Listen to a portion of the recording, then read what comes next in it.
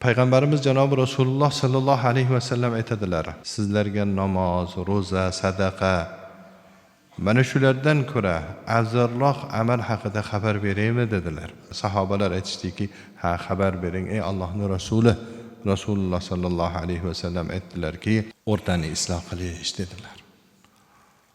Namoz dinning ustuni eng buyuk ibodat.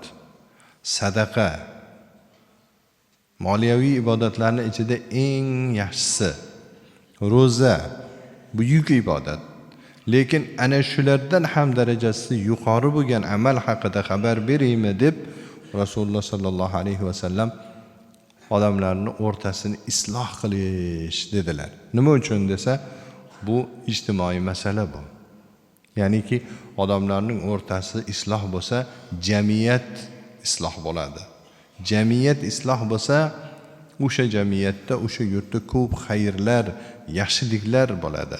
O'shaning uchun odamlarning o'rtasini isloh qilish amallarning ichida eng yaxshi amallar sarasiga kiradi.